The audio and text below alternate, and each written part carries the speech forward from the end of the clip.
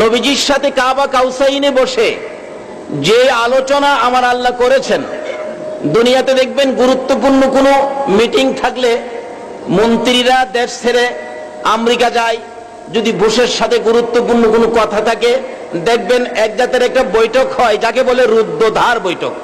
দরজা বন্ধ করে কিছু কথা বলা হয়, একবারে পার্সোনাল, যেটার কেউ দেহরক্ষী পর্যন্ত শোনার সুযোগ পায় না। আল্লাহ বলেন, আমি আমার হাবিবকে দাওয়াত করে এত উপরে আনার কারণ হলো আমার হাবিবের সাথে আমি আল্লাহর একটা রুদ্ধদ্বার বৈঠক হবে, অর্থাৎ দরজা বন্ধ করে একটা বৈঠক হবে, যেই বৈঠকে আরশ বহনকারী ফেরেশতা পর্যন্ত থাকবে না। জোরে জোরে কোন সুবহানাল্লাহ। কিন্তু এই বৈঠকের কারণটা কি? নবীর মেরাজের কারণটা কি?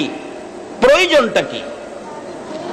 আমি আপনাদের কাছে প্রশ্ন রাখতে চাই, যেই কথাগুলো নবীজি কাবা কাউসাইনে বসে 27 বছরে আলোচনা করেছেন, এই কথাগুলো কি আমার আল্লাহ মদিনার পাহাড়ে বসে অথবা মক্কার পাহাড়ে বসে কি আলাপ করতে পারতেন না? কিন্তু এখানে না করে এত উপরে নেওয়ার কারণটা কি? এখানে হাজার হাজার কারণ রয়ে গেছেন। কারণ পৃথিবীর জমিনে এখন বিজ্ঞান কত কিছু আবিষ্কার করে তারা চাঁদের দেশে যায়, বিজাতিরা পর্যন্ত চাঁদে যায়।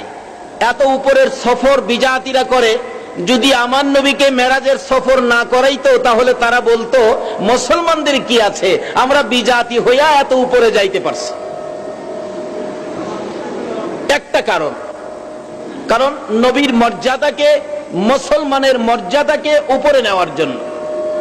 কারণ আল্লাহ নিজেই বলেছেন আমার এই নবী হলো শ্রেষ্ঠ নবী, এই নবীকে যে কিতাব দেওয়া হয়েছে কিতাবও শ্রেষ্ঠ, এই নবীর উম্মত যারা হয়েছে তারাও শ্রেষ্ঠ। জোরে জোরে বলুন সুবহান। এই শ্রেষ্ঠ জিনিসগুলির আলোচনাগুলো এই জমিনে বসে পাহাড়ে বসে এটা যেন শোভা পায় না, এটার জন্য আমার আল্লাহ বন্ধুর সাথে বন্ধু দরজা বন্ধ করে রুদ্ধদ্বার বৈঠকের জন্য কাবা কাউসাইনে নিয়ে গেলেন। যাওয়ার সময় আমার নবী উম্মতের কথা বারবার তুলে ধরতেন। আমার আল্লাহ বলেন, বন্ধু গো আসো, এখানে কত কারণে যে তোমাকে নিয়ে আসছি সবগুলি আলোচনা হবে। আলোচনা শুরু করেন করতে করতে একটানা 27 বছর। বলুন কয় বছর? 27 বছর পর্যন্ত বন্ধুর সাথে বন্ধুর আলাপ চলে। তাই আমি এই শানে গজল বানিয়েছি, প্রেমের আলাপ করে নবী মেরাজে যাইয়া। বলুন, প্রেমের আলাপ করে নবী একা করে নিলেন তারে, একা করে নিলেন তারে জিবরাইল আসিয়া। প্রেমের আলাপ করে নবী মেরাজে যাইয়া, হাইরে প্রেমের আলাপ করে নবী মেরাজে যাইয়া। আল্লাহ বলেন, বন্ধু আমার কিসের এত দুঃখ তোমার? আল্লাহ বলেন, বন্ধু আমার কিসের এত দুঃখ তোমার? দয়ার সাগর আছে আমার দেখো না চাইয়া, দয়ার সাগর আছে আমার দেখো না চাইয়া। প্রেমের আলাপ করে নবী মেরাজে যাইয়া, হাইরে প্রেমের আলাপ করে নবী মেরাজে যাইয়া। মেরাজেতে নিলেন যারে অতি আপন বন্ধু করে, মেরাজেতে নিলেন যারে অতি আপন বন্ধু করে, জান্নাতের চাবি দিলেন তাকে বুঝাইয়া, জান্নাতের চাবি দিলেন তাকে বুঝাইয়া। প্রেমের আলাপ করে নবী মেরাজে যাইয়া, হাইরে প্রেমের আলাপ করে নবী। এমন কিছু আলাপ ছিল বন্ধুর সাথে বন্ধুর, যেগুলি খোলা ময়দানে প্রকাশ্যে পাহাড়ে বসে করা যায় না। রুদ্ধদ্বার দরজা বন্ধ করে একটা বৈঠক, সবকিছু আলোচনা হয়েছে। আসলে সবকিছুর মূলে পাওয়া যায় উম্মতের নাজাত। জোরে জোরে বলুন সুবহান। যাই হোক, বলতেছিলাম আমার নবী এত উপরের সফর কেন করাইলেন? একভাবে পাওয়া যায় প্রথম আসমানে হযরত আদম নবী। আচ্ছা বলুন তো, আদম নবীর দাম বেশি নাকি আমাদের নবীর দাম বেশি? এখন আদম নবী যদি প্রথম আসমানে থাকে আর আমার এই নবী দুনিয়াতে থাকে, জমিনে থাকে, তাহলে আদমের উপরের পাওয়ারটা বেশি হয়ে যায়। আল্লাহ কয় না বন্ধু, তোমাকে এখানে না, একটা সফর তোমাকে করতেই হবে। তারপরে একের পর এক যাইতে যাইতে সপ্ত আকাশে ইব্রাহিম নবী। আল্লাহ বলেন, ইব্রাহিম নবীর চাইতো তুমি তো বড় নবী, কারণ সকল নবীর শ্রেষ্ঠ নবী তুমি। তোমার সফর হবে সকলের ঊর্ধ্বে, যেখানে কোনো নবী আসতে পারে না। এটাও হতে পারে এক কারণ। আরো এক কারণ, ইতিহাস খুঁজলে পাওয়া যায়, এক যুগে এক হিন্দু ভদ্রলোক, ওই ঠাকুর কর্তা আকাশ পথে উড়ালতে পারতেন, পাখির মতো উইরা যাইতেন। একদিন বলতেছেন, ঠাকুর কর্তা বলতেছেন, আগামী শুক্রবার দিন মুসলমানদের মসজিদের উপর দিয়ে উইরা যাব। এখন মুসলমান যুবকেরা কয় ইমাম সাহেবের কাছে, হুজুর এ কি সর্বনাশ, হিন্দু লোক নাকি আমাদের মসজিদের উপর দিয়ে উইরা যাবে, তাই তো আমাদের কলঙ্ক হবে, আমাদের মুখটা কালো হয়ে যাবে, তারা তো বাহা বাহা দিবে, হাততালি দিবে, আমরা তো লজ্জা পাবো। আল্লাহ বলেন, না, আমি আখিরি নবীর উম্মতের লজ্জা দেব না। এমন এক সফর ঘটাবো যেই সফরে সকল জাতির মাথা নিচু হয়ে যাবে। অনেক কারণ মেরাজের। তখন ইমাম সাহেব হুজুরের কাছে গেলেন, সকল যুবকেরা মহল্লাবাসী মিলে, হুজুর এই আমাদের মসজিদের উপর দিয়ে উইরা যাবে, এটা আপনাকে বন্ধ করাইতেই হবে। ইমাম সাহেব ছিলেন আল্লাহর ওলি মানুষ, কিন্তু সমাজে মহল্লায় উনি এটা বুঝতে দেয় নাই, কিন্তু যুবকেরা এইভাবে ধরছে, এখন আর উনি লুকায়া থাকতে পারতেছে না। বলুন তো, আল্লাহর ওলিদের ক্ষমতা আছে কিনা? আল্লাহর ওলিরা কিছু করতে পারে কিনা? তাহলে বাস্তবে আসুন, যারা আল্লাহর ওলিদেরকে বিশ্বাস করে না, ওলির ক্ষমতা আছে মানে না, তাদের জীবনী থেকে বলছি। ব্রাহ্মণবাড়িয়ার ঘটনা। ব্রাহ্মণবাড়িয়া, যার নাম ছিলেন ফখরে বাঙ্গাল তাজুল ইসলাম সাহেব, ওনাকে যেখানে দাফন করা হয়েছে, উনি বুজুর্গ লোক ছিলেন, ওনাকে যেখানে দাফন করছে, এক কবিরাজ কবজ দিলেন, তাবিজ দিলেন। তাবিজের নিয়ম হলো সন্ধ্যার দিকে পুরান কবরে, ভাঙ্গা কবরের মধ্যে তাবিজটা গাড়তে হবে। এক মহিলা বাচ্চা একটা মেয়ে নিয়ে গেলেন তাবিজটা তার কবরে গাড়ার জন্য। তাবিজটা কবরে গাড়তে ছিল, এই পর্যন্ত গর্ত হওয়ার পরে আল্লাহর ওলিরা যে কবরে যায়ও জীবিত, যারা মানে না তাদের জীবনী থেকে বলছে। ব্রাহ্মণবাড়িয়ার ঘটনা, এটা 2-3 বছর আগের ঘটনা, বাস্তব ঘটনা। এই পর্যন্ত গর্ত করার পর বাচ্চা মেয়েটা কবর থেকে হাত বাহির করতে পারতেছে না। যদি কারো বিশ্বাস না হয়, ব্রাহ্মণবাড়িয়া রিপোর্ট নেন। যে ভাইয়েরা মাজার মানেন না, ওলিদের জীবনী বিশ্বাস করেন না, আপনাদের উদ্দেশ্যে বলছি, এটা আপনাদের আলেম ফখরে বাঙ্গাল তাজুল ইসলাম সাহেব, যান আপনারা প্রমাণ করুন। তখন হাত উঠাইতে পারতেছে না, বাচ্চাটা কান্নাকাটি করতেছে। এমন সময় লোকজন জড়ো হয়ে গেছে, শত শত মানুষ সকলে মিলে জোর করে হাত বাহির করলেন। বাহির করার সাথে সাথে হাতটা এভাবে বাঁকা হয়ে গেছে, কিন্তু হাত আর সোজা হয় না। অবশেষে জামিয়া ইউনিসিয়া মাদ্রাসা, কওমি মাদ্রাসা, খারিজি মাদ্রাসা, ওখানে বাচ্চাটাকে নিয়ে গেলেন। সকল হুজুররা মিলে বলতেছেন কি করা যায়। আসলে আল্লাহ যে বলছে, আল্লাহর ওলিদের সাথে যারা বেয়াদবি করবে তার সাথে আমার আল্লাহ যুদ্ধ ঘোষণা করবে, এটাই রাইট। আসলে ওলিদের সাথে বেয়াদবি করা যাবে না। আসো সকলে মিলে এই ওলির সাথে বেয়াদবি হওয়ার কারণে আমরা আল্লাহর কাছে ক্ষমা চাই। সকলে মিলে মোনাজাত করে ক্ষমা চাইলেন। কয়েকদিনের মধ্যে বাচ্চাটার হাত আস্তে আস্তে আবার সোজা হয়ে গেলেন। তাহলে ওলিরা মাটির নিচে গিয়াও কিছু করতে পারে কিনা? এটা বাস্তব প্রমাণ। ওলিদের ক্ষমতা কত। আরো আসুন, আমাদের কিশোরগঞ্জ জেলায় এক আল্লাহর ওলি ছিলেন, যার নাম আপনার হুসাইন আহমদ, আব্দুল হেলিম হুসাইনি। যারা ওলি মানেন না তাদের জন্য বলছি, আব্দুল হেলিম হুসাইনি, উনি জীবিত থাকতে ওনার মধ্যে যে কি কারামত ছিল বাস্তব। একটা শিমল গাছ, তুলা ঘাস নিয়ে সীমানার কাছে তুলা গাছ, ঘাসটা এক গরিব মহিলা, এই নিয়ে এই গাছটা দিয়ে মহিলাটার সংসার চলে। কিন্তু আরেক শক্তিশালী লোক এই গাছটা জোর করে তার সীমানার মধ্যে নিয়ে এটা নিতে চাইতেছে। এখন দুই গ্রামের মধ্যে দ্বন্দ্ব চলছে বেশ কিছুদিন যাবত। একবার তো হাজার হাজার মানুষ মারামারি হবে। এমন সময় আল্লাহর ওলি হেলিম হুসাইনি সাহেব কোত্থেকে যেন আয়সা উপস্থিত। আয়সার সামনে হাত বাড়াইছে দুই দলের মাঝখানে। বাবারা রাখো, তোমরা কি নিয়ে ঝগড়া করো? বলুন তো, আল্লাহর ওলিরা হাত বাড়াইলে এই হাতের মধ্যে একটা বরকত আছে কিনা? আল্লাহর ওলির হাতের সাথে একটা রহমতের হাত থাকে। এইভাবে হাত বাড়াইলে দুই দলের মানুষ ঝগড়া থামে। বললেন, দেখেন হুজুর, এই গাছটা নিয়ে ঝগড়া আমরা করতেছি আজকে কয়েকদিন যাবত। এখন গাছ কার? হুজুর, ওই মহিলা বলে মহিলার গাছ, তারা বলতেছে ঘাস তারার। এখন আল্লাহর ওলি এই গাছটার কাছে গিয়ে বলতেছেন, ও শিমল গাছ, তোলা গাছ, ও তোলা গাছ, তোমার আমি অনুরোধ করে বলি, তোমার জন্য মানুষ ঝগড়া করতেছে, মানুষ আশরাফুল মাখলুকাত, তারা তোমার জন্য মারামারি করে জীবন দিবে, এটা হইতে পারে না। আমি হেলিম হুসাইনি তোমাকে অনুরোধ করলাম, তুমি এক সুইলে যার গাছ সীমানার থেকে 3 হাত ভিতরে চলে যাও। দেখা গেল এই কথা বলতে দেরি হাজার হাজার মানুষের সামনে আল্লাহর ওলির কথাই গাছ 3 হাত ভিতরে চলে গেল। তাহলে বলুন, এই সমস্ত ওলিদের পাওয়ার আছে কিনা? এই পাওয়ার কে দিছে? আসুন, এই ওলি কিভাবে হওয়া যায় সেটাও বুঝতে হবে। এটা রজবের চাঁদ। আজকে খাজা মঈনুদ্দিন চিশতি রহমাতুল্লাহ আলাইহি লক্ষ লক্ষ ভক্তবৃন্দকে এই জমিনে রেখে উনি আজমিরের জমিনে শুয়ে আছেন। ওনার জীবনী থেকে কিছু আলোচনা করি। কি বলেন? কিছু আলোচনা দরকার আছে না?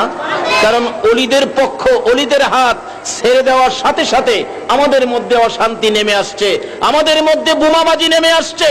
যদি অলিদের সাথে আমাদের সম্পর্ক থাকতো, অলিদের জীবনী থেকে আমরা রাস্তা খুঁজে নিতাম, তাহলে এই রূপ আমাদের মধ্যে থাকতো না।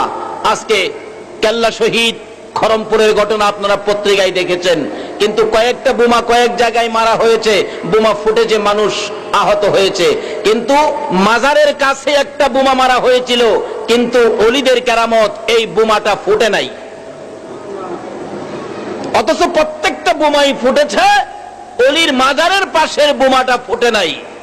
তবে আমার বিশ্বাস, যারা অলিদের সাথে এই বেয়াদবি শুরু করে দিয়েছে, আর বেশি দিন বাকি নয়, তাদের বিচারের ব্যবস্থা হবে আমার আল্লাহর আরশ থেকে। সকলে বলুন আমিন। এর নাম ইসলাম নয়। ইসলাম শিক্ষা দিয়েছে নবী। যেদিন মক্কা বিজয় হয়ে গেল, আমার নবী, ইসলাম যে কি শান্তি, ইসলাম যে কি ধর্ম, আজকে মুসলমানের নাম শুনলে বিজাতিরা আতঙ্ক হয়ে যায়। অথচ ইসলাম হলো শান্তির ধর্ম। আমার নবী ইসলাম শিক্ষা দিয়েছে, বোমা মেরে নয়। নবীর আদর্শ খুলে দেখুন। মক্কা বিজয়ের পর 10,000 সাহাবী নিয়ে আমার নবী মক্কায় ঢুকবে। তো এদিকে মক্কার সকল কাফেরেরা বাড়িঘর ছেড়ে পাহাড়ে যায় আশ্রয় নিলেন।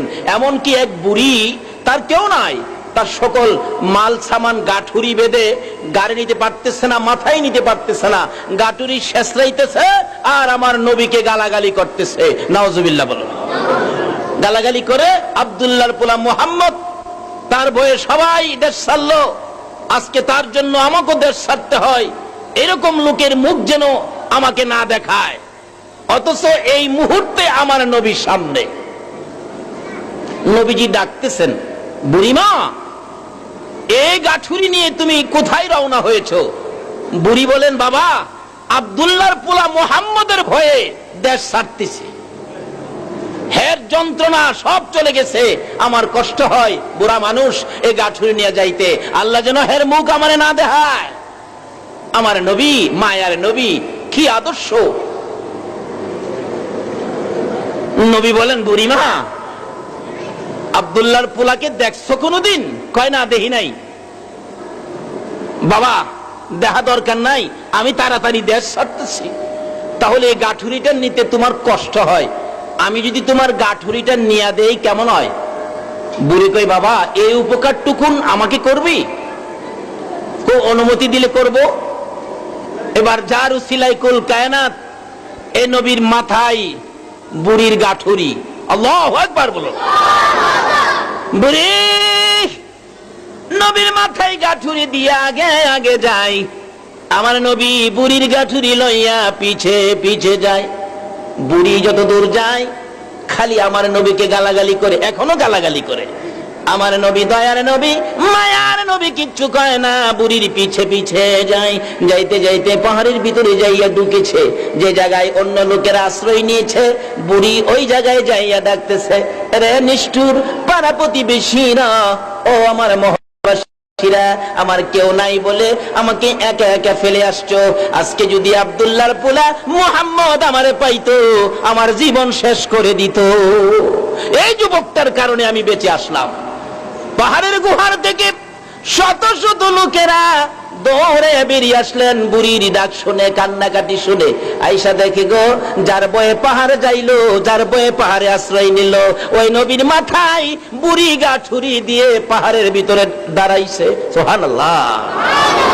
বুড়ি বলতেছেন, দুঃখ মনের বলতেছেন, রে আমার আত্মীয় স্বজনরা, পাড়া প্রতিবেশীরা, ও আমার দেশের লোকেরা, তোমরা সবাই চলে আসছো, আমাকে ফেলে আসছো। এই যুবকটাকে যদি আমি না পাইতাম, আমি আসতে পারতাম না, মুহাম্মদের হাতে আমি পড়ে যাইতাম। এমনি সময় পাহাড়ের লোকেরা বলেন, বুড়ি কার মাথায় গাছুরি দিলি রে? যার বয়ে আমরা দেশ ছেড়ে পাহাড়ে আশ্রয় নিলাম, ওই মুহাম্মদের মাথায় গাঠুরি দিয়ে কোন সাহসে আইসা পাহাড়ের চিপাই দাঁড়াইলি? জোরে জোরে কোন সুবহান। বুড়ি একবার নবীর দিকে তাকায়, আবার পাহাড়ের লোকদের দিকে তাকায়, আবার গাঠুরি টুকুন নামাইয়া ডাকতেছে, তোমরা কি বলতে চাও? লোকেরা বলেন, বুড়ি গো, যার বয়ে পাহাড়ে আসলাম, বাড়িঘর ছাড়লাম, তার মাথায় গাঠুরি উঠাইয়া দিছস। বুড়ি কি করলি? বুড়ি দুইটা চোখের পানি ছেড়ে দেন। ও পাহাড়ের লোকেরা শোনো, এই লোকটার বয়ে কি তোমরা পাহাড়ে আসছো? না, আল্লাহর কসম করে বলি, এই লোকটা কোনোদিন মানুষের ক্ষতি করতে পারে না। বাবা গো, তোমার নাম কি? মুহাম্মদ। আমার নবী মুস্কি হাসি দিয়ে বললেন, আমার নাম মুহাম্মদ। বাবা, তোমার হাত ধরে ক্ষমা চাই, ক্ষমা করে দাও। আগে যদি জানতাম তুমি সেই মুহাম্মদ, তাহলে কি আমি বেয়াদবি করতাম? তোমার মাথায় কি গাঠুরি দিতাম? বেয়াদবি করেছি, ভুল করেছি, অপরাধ করেছি, আমাকে ক্ষমা করে দাও।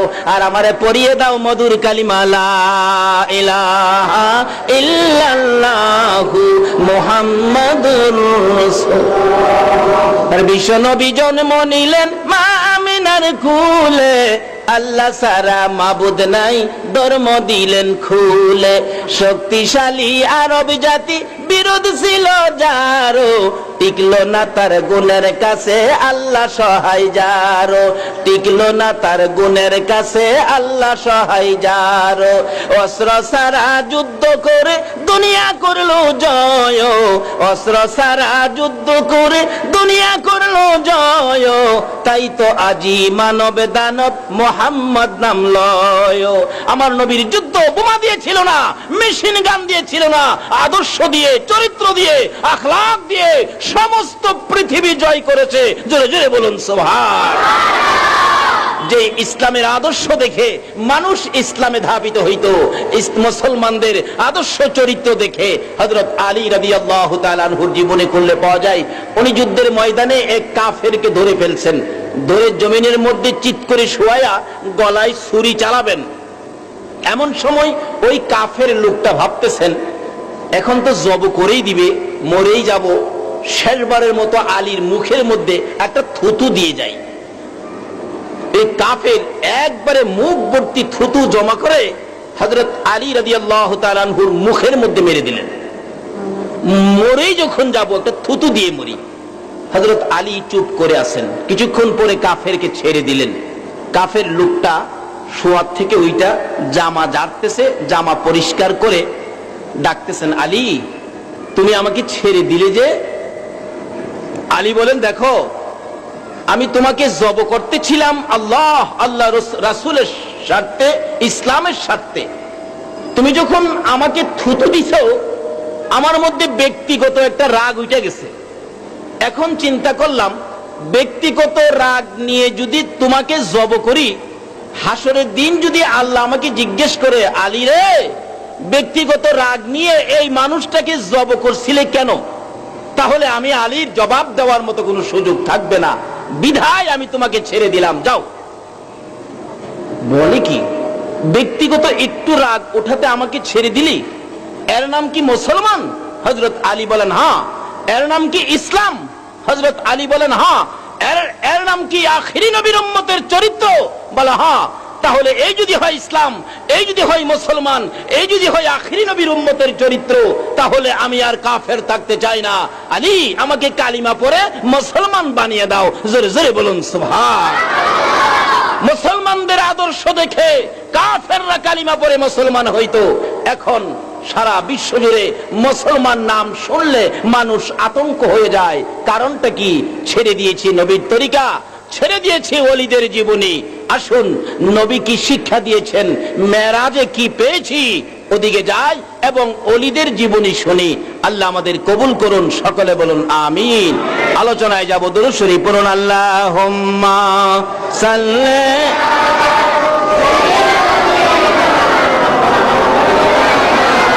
মুহাম্মদ ওয়া আলা মাওলানা মুহাম্মদ। আল্লাহুম্মা সাল্লি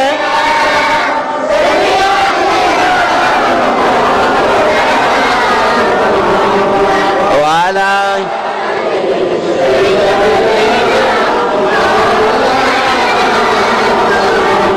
রজব নামের চাঁদ উঠেছে বাংলাদেশের আকাশে, গুনাহগারের বন্ধু নবী গেলেন খোদার আরশে। আল্লাহুম্মা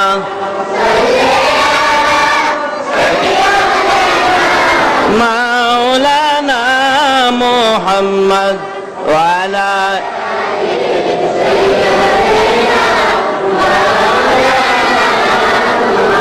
বালাগাল উলা বিকামালিহি কাশাফাদ দুজা বিজামালিহি হাসনাত জামিউ খিসালিহি সাল্লাল্লাহু। এইসব এখানে যে কাগজটা আসছে, কাগজটার মধ্যে কিছু লেখা আছে। কিছুদিন আগে নাকি একটা মাহফিল হয়েছিল, মাহফিলে অনেক কিছু নাকি বলছে। এটা বলবে, আমাদের দেশে রাজনীতি ক্ষেত্রে দল আছে না, একটা আছে সরকারি দল, আরেকটা আছে বিরোধী দল। কি বলেন, ঠিক কিনা? এক দল আরেক দলকে কিছু বলে না, এরপরও দেখবেন যে দল ক্ষমতায় থাকে, বিরোধী দল কিছু বললেও হেরার ক্ষমতা হেরার ঠিকই থাকে। আর বিরোধী দলের নীতি হইল এটা বলতেই হবে। আমরা আছি নবীর দল। কি বলেন? নবীর দলটাই হলো আল্লাহর দল। কি বলেন, ঠিক কিনা? আজকে এদিকেই তো আলোচনায় যাব। নবীর দল, আল্লাহর দল, এটা হলো সরকারি দল। কি কম? সমস্ত পৃথিবীর মালিকের দল হইল নবীর দল, আর এটাই হলো আমার আল্লাহর দল। কাজী বিরোধী দলে যারা আছে হেরা একটু আবুল তাবুল কইতে পারে, কইব, এতে আমাদের কোনো আসে যায় না। কাজী এগুলি নিয়ে টেনশন করবেন না, কারণ এগুলি আগে থেকে ছিল, এখনো আছে, ভবিষ্যতেও কি থাকবে। কিন্তু আমরা আল্লাহ আল্লাহ রাসূলের পক্ষে থাকবো। কি বলেন, ঠিক আছে কিনা? কেন থাকবো এটার সামনে আসতেছে, আর তারা কেন এগুলি বলে এটাও সামনে আসতেছে। যেমন আলোচনা হয় নবী ব্যাপারে, মিলাদুন নবী, আবার এটার সাথে লাগাই ঈদে মিলাদুন নবী। এটা নিয়ে তারা টিটকারি করে, ঈদে মিলাদুন নবী। এরা এই ঈদ কই পাইল? ঈদ তো দুইটা, তারা আবার এই ঈদ কই পাইল? আসলে যারা সরকারি চাকরি করে তারাই তো বেতন পায়। কি কন? সরকারি বেতন কি আমারে দিব? যারা সরকারি চাকরি করে তারাই সরকারি বেতন পায়। এমনকি ঈদ উপলক্ষে সরকারি বেতন চাকরির পরেও আরেকটা জিনিস পায়, সেটা কি বলুন তো? বোনাস। তা আমরা যারা নবীর পক্ষের লোক, যারা আমরা আল্লাহর পক্ষের লোক, সরকারি লোক আমরা যারা, আমরা দুই ঈদের পরে, এটা হইল বোনাস ঈদ, এটা হইল ঈদে মিলাদুন। এটা তাদের জন্য না যারা এই পক্ষে না। বাস্তবে আসুন, নবী বলেছেন যারা রমজানের রোজা রাখো নাই তারা ঈদগাহ আইসো না। এটা হাদিস, মুহাদ্দিস সাহেব আছেন। রাসূল বলছেন রোজাদার ব্যতীত ঈদগাহে আইসো না। তাহলে বোঝা গেল রোজার ঈদগাহ কার জন্য? রোজাদারের জন্য। রোজাদার ব্যতীত ঈদগাহে আইসো না, যেমন নবী বলেছেন। এখানেও বলা আছে, এনে কোরআন শরীফে আল্লাহ বলছেন, ইন্নাল্লাহা ওয়া মালাইকাতুহু ইউসাল্লুনা আলান নবী, আমি এবং আমার ফেরেশতারা নবীর উপর দুরূদ ও সালাম প্রেরণ করে। আর কে করবে? ইয়া আইয়ুহান নাস বলে নাই, নাস যদি বলতো বিরোধী দলে পড়তো। এখানে বলেছে ইয়া আইয়ুহাল্লাযীনা আমানু, হে ঈমানদাররা, অর্থাৎ আমি আল্লাহ আমার নবীর দলের যারা, ফেরেশতাদের দলের যারা ঈমানদার দ্বারা তোমরা আসো ঈদে মিলাদুন নবী করতে। জোরে জোরে বলুন সুবহান। এখানে সবাইকে যদি ডাকতো তাহলে দলাদলি থাকতো না। একদল আলোচনায় যে কিছু বলবে এটা কোরআন শরীফই বলে দিছে। যদি এখানে আল্লাহ একথা বলতো ইয়া আইয়ুহান নাস সাল্লু আলাইহি ওয়া সাল্লিমু তাসলিমা, তাহলে বোঝা গেল এলে দলাদলি নাই, সকলে একদল। এখানে আল্লাহ যখন ইয়া আইয়ুহাল্লাযীনা আমানু বলছে, তাহলে বোঝা গেল এক কিসিমের ঈমানদার ব্যতীত এই কাজে শরীক হইতে পারবে না। যেমন ঈদ, রোজাদার ব্যতীত ঈদগাহে আইসো না। রাসূল বলছে রোজাদার ব্যতীত ঈদগাহে আইসো না। এখানে আল্লাহ বলছে নবীর আশেক ঈমানদার ব্যতীত ঈদে মিলাদুন নবীতে যায় না। ঈদে মিলাদুন নবী যাইতে গেলে, করতে গেলে, বুঝতে গেলে, মানতে গেলে নবীর আশেক ঈমানদার হতে হবে। ঈমানের স্তর আছে কয়েকটা, এদিকে যাব না। সকল ঈমানদার ঈদে মিলাদুন নবীতে আসতে পারবে না। আল্লাহ যে আপনাদেরকে নবীর প্রেম ভালোবাসা আশেক বানিয়ে ঈদে মিলাদুন নবীর পক্ষে কবুল করেছেন, যে কাজ আমার আল্লাহ করেন, ফেরেশতারা করেন, এই কাজে যে আল্লাহ আমাদেরকে কবুল করেছেন, সেই জন্য আল্লাহর শুকর আদায় করে আবারও বলুন আলহামদুলিল্লাহ। যাক, ওদিকে আলোচনা হবে অন্যদিন। শুধু একটা সাবজেক্টে আলোচনা হবে একদিন 2 ঘন্টা পুরাপুরি বোঝানোর জন্য। আজকে আলোচনা গেছি মেরাজের, আজকে আলোচনা আছে অলির, সময় কম, তাই বলতেছিলাম মেরাজের কারণ হলো আসলে নবীর ইজ্জত সম্মান বাড়াইয়া দেওয়ার জন্য নবীকে এত ঊর্ধ্বের সফর করিয়েছেন। না হয়তো যেই কথাগুলি বলেছেন, এই কথাগুলি মক্কাতে, মদিনাতে, পাহাড়ে বসে বলতে পারতেন। নবীর ইজ্জত সম্মান বাড়াইয়া দেওয়ার জন্য আল্লাহ নিজে যদি নবীর ইজ্জত সম্মান বাড়াইতে চাই, আপনারা কি নবীর ইজ্জত বাড়াবেন নাকি কমাবেন? আল্লাহ কবুল করুন, সকলে বলুন আমিন। যাই হোক, বলতেছিলাম আমার নবীকে এই মেরাজের চাঁদে সুবহানাল্লাযী আসরা, সুবহানাল্লাযী আসরা, আল্লাহ নিজে কোরআন শরীফে সর্বপ্রথম বলতেছেন সুবহান। এই সফরের আশ্চর্যতাটা, এই সফরের গুরুত্বটা, এই সফরের বরত্বটা বুঝাইয়া দেওয়ার জন্য আমার আল্লাহ নিজে কোরআন শরীফে সুবহান শব্দ ব্যবহার করেছেন। যেমন আমরা আশ্চর্য কিছু হইলে আমরা অনেকে বলি, এখন যদি কেউ বলে একটা 2 বছরের বাচ্চা কর্ণফুলী নদীটা সাঁতরাইয়া এপার আইসা উইটা গেছে, আচ্ছা এই ঘটনা শুনলে আপনারা আশ্চর্য হবেন না? আর 2 বছরের বাচ্চা সাঁতরাই কিভাবে, আর এই স্রোতের মধ্যে কর্ণফুলী সাঁতরাইয়া এপার আইসা পড়ছে, আচ্ছা এই ঘটনা শুনলে আপনারা আশ্চর্য হইয়া কি বলবেন? সুবহানাল্লাহ কইবেন না? কি বলেন? একটা বাচ্চা 5 বছর বয়স 7 তলার থেকে রাস্তার উপর পড়ে গেছে, পড়ার পরে আবার হাইটা হাইটা 7 তলার উপরে উঠছে, কিচ্ছু হয় নাই। আচ্ছা এই ঘটনা যদি আপনারা শুনেন তাহলে আশ্চর্য হবেন? আশ্চর্য হইয়া কি বলবেন? সুবহানাল্লাহ। কই কি আমার আল্লাহ নিজেই বন্ধুর সফরে আশ্চর্য হয়ে গেলেন। এটা হয়তো হেরা মানবে না। কেন? নবীর ইজ্জত বাড়ক এটা তাদের কাছে ভালো লাগে না। তাদেরকে এই ভাই হেই ভাই জিন্দাবাদ, এই করুক এই করুক স্লোগান দেওয়া যায়, নারায়ে তাকবীর, আল্লাহু আকবার, নারায়ে রিসালাত, ইয়া রাসূলুল্লাহ স্লোগান দিলে এদের গায়ে বড় লাগে। পৃথিবী সৃষ্টি হয়েছে রিসালাতের ফাউন্ডেশনে। রিসালাত যদি সৃষ্টি না হইতো এই পৃথিবী সৃষ্টি ফাউন্ডেশন যদি কেউ অস্বীকার করেন তাহলে জিনিসটা সঠিক হবে নাকি ভুল হবে? আমার নামের স্লোগান চলতে পারে, আমাকে স্বাগত দিতে পারে, বেদাত হয় না, শিরিক হয় না। আর যার উসিলায় কুল কায়নাত যেই নবী না হইলে আমরা হতাম না, আমাদের স্লোগান হতো না, পৃথিবীর কিচ্ছুই হতো না, চন্দ্র সূর্য হতো না। এই নবীর নামে নারে তাকবীর, আল্লাহু আকবার, নারে রিসালাত ইয়া রাসূলুল্লাহ কইলে বেদাত হয়ে যা, শিরিক হয়ে যা। বুঝি না আল্লাহ তাদের কি বুঝ দিয়েছে। অথচ আল্লাহ বলেছেন আমি আল্লাহর ওয়াহাদানিয়াতের মধ্যে কোনো শরীক নাই, আমার এই নবীর রিসালাতের মধ্যে কোনো শরীক নাই। আচ্ছা, নবীর রিসালাতকে মানতে হবে কিনা বলুন তো? তাইলে নবীর রিসালাতের উপর স্লোগান দিলে অপরাধটা কি আমার বুঝে আসে না। যাই হোক, আজকে বিস্তারিত আলোচনা করা যাবে না। আমার নবীকে, নবীর ইজ্জত সম্মান বাড়িয়ে দেওয়ার জন্য আমার আল্লাহ এত উপরে সফর করেছেন। নিতে নিতে নিতে নিতে এত দূরে নিয়েছেন যেখানে কোনো সৃষ্টি, কোনো মাখলুক, কোনো নবী রাসূল, এমনকি কোনো ফেরেশতা পর্যন্ত যাইতে পারে নাই। আমার আল্লাহ নবীকে দাওয়াত করেছেন স্পেশালি, বন্ধু গো, তোমার চোখে খালি পানি দেখি, উম্মতের ব্যথায় তুমি খালি কান্দো। আরো কয়েক কারণ, হাজার হাজার কারণ, নবী এত উদ্দের সফরের কারণ অনেকগুলি, বলা এক রাত্রে এক বছরে বলা সম্ভব হবে না। যেই হোক, নবীকে দাওয়াত দিয়েছেন, বন্ধু আসো, তোমার মনের দুঃখটা আমি মোচন করে দেই, তুমি আসো, বেরিয়ে যাও, আমার বাড়িতে আসো। দাওয়াত দিলেন আমার আল্লাহ। আর কোন নবী রাসূলকে এই দাওয়াত দেয় নাই। তারা দাওয়াত চেয়েছেন, আল্লাহ কবুল করেন নাই।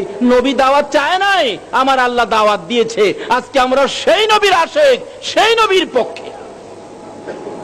আল্লাহ বলেন জিবরাইল, এই রজব চাঁদ 27 তারিখ যাও আমার বন্ধুকে নিয়ে আসো, আমার বন্ধু বেড়াইতে আসবে। জিবরাইল বলেন প্রভু গো, আপনার বন্ধুকে কি দিয়ে আনবো? আল্লাহ বলেন তুমি জান্নাতের ভিতরে যায় দেখো, বন্ধুকে আনার জন্য বুরাক বানায় রাখছি। বুরাক। জিবরাইল কই জীবনও তো বুরাক দেখি নাই।